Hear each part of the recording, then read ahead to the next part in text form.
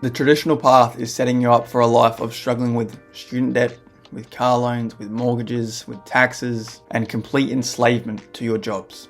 And you don't even realize this is happening to you. No longer does the system and the normal path set out ensure someone has a good life, just due to inflation, due to the cost of living. And in order to have a good life now, we need to do something different and become someone more. If you're new here, my name is Reese Thompson. I've been documenting my journey in entrepreneurship for the last 6 months, and for the last year and a half, I've been kind of in the personal finance, financial literacy space, and this has completely changed my life, and financial literacy will change your life as well. A quick disclaimer for this video, I'm not going to be saying any outrageous things like you need to quit your job, you need to go all in and start a business, or sell your house and get rid of your mortgage, or anything ridiculous like that. But I am just going to share with you some things that I've learned over the last year and a half that were lies that we were told to believe our whole life through school and from parents and stuff like that.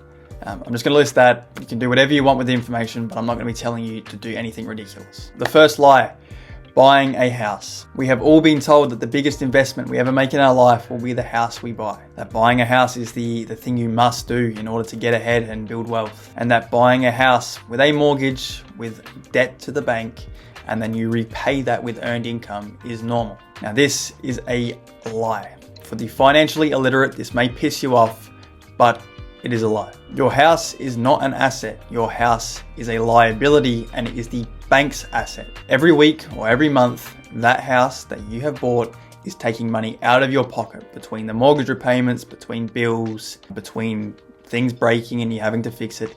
It is taking money out of your pocket, and therefore it makes it a liability. All the 40 hours or 50, 60 hours you're doing a week is taken out of your pocket and goes straight to the bank and straight to big companies. So how on earth can this be an asset when it is constantly taking money out of your pocket every single week? And also, how can this be the most expensive investment you ever make, and the most important investment? Realistically, it's a $50,000 deposit, and then the rest of it you're just forking out by slaving away at a job. It doesn't make sense. For the financially literate and the people who want to have a good financial life, rent vesting is a much better option if your goals are aligned with using the stacked capital. Instead of investing in a mortgage, you invest in your skill sets or real estate that cash flows or crypto. This here is the better way to go if your goal is financial freedom and not an emotional tie down to a said location and having memories with family and stuff in that one place. Now, number 2, getting car loans or consumer debts on credit cards. That is not normal.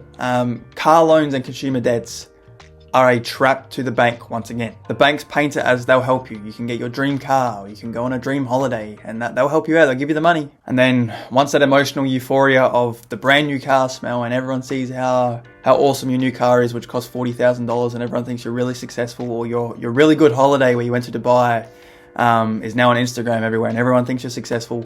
Once that euphoria is over, all you're left with is, once again, debt repayments from earned income back to the bank. And for some reason, this is so normal amongst the middle class. Every person, including myself, gets told once they get a good paying job, go get a car loan. They say, go get a brand new car, go get a reliable car, and then, on a car loan, and for the next 5 years, you've got a reliable car, and then your credit score increases as well, and it's awesome, it's amazing. This is absolutely mind-boggling to me that this is the advice that is given out. For the financially literate, if you're not earning a shit ton of money because you don't have the skill sets or you don't have the assets to actually cover the repayments, well, you should not be worrying about getting a brand new car or going on a holiday with debt. It's as simple as that. You should be focused on increasing your income first before doing anything like that. The third lie, this is kind of half a lie, but the traditional education system. Now, firstly, for some individuals who want traditional careers within nursing, within law, within medicine, the traditional education works perfectly for them, and I have nothing wrong with it at all. But the idea that the way to success in a career, if you're not going to be in the construction industry or something like that, which doesn't need uni, that the way to success in a career is by going and getting tens of thousands of dollars of student debt along the way to get a career that pays fuck all is completely stupid. For the people who aren't sure what career they 100% want to pursue, going to university is a terrible idea. You're going to outdated classes which really don't teach you that much.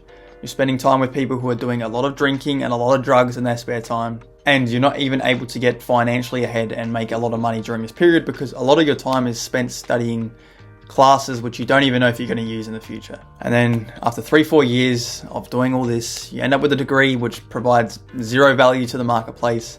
and then you exit university, and then you struggle to find a job, and then you go into a field which has nothing to do with your degree anyway.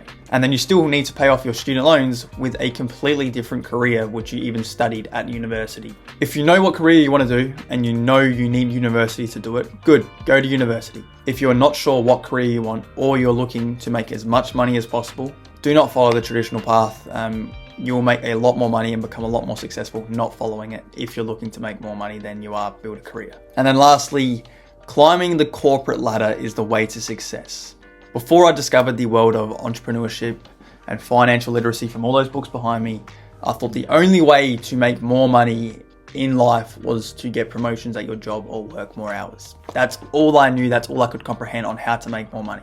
My idea of making more money was slaving away every single day at a job for a measly few $1,000s pay increase every single year, which doesn't even keep up with the rate of inflation. And this is what we're all told is the way to success financially, along with buying a house, of course, which is awesome. It's a great investment. But yeah, this is all a load of shit. Climbing the corporate ladder, it works, and you can do it if you want, but it's going to take you like 10, 15, 20, 30 years to making any decent money, which gives your family the life they deserve. So rather than doing that and slaving away for 10, 15, 20, 30 years for measly pay increases, which don't keep up with inflation, all you need to do instead is literally just take a couple years to learn financial literacy and entrepreneurship. And with that couple of years of education you've got under your belt, from there you can give yourself as many pay rises as you want, dependent on how much value you can provide to society and how smart you are with your investments.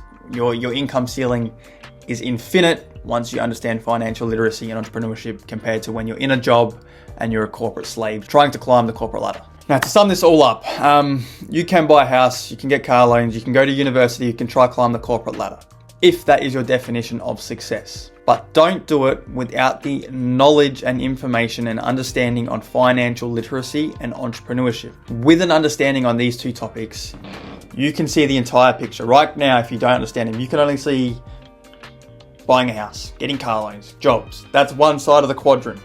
With the understanding of financial literacy and entrepreneurship, you can see that side and this side, and then you can therefore make an informed decision on what you want for your life, rather than what the system told you at school, from your parents, etc., from a bunch of people who aren't successful, rather than listen to them.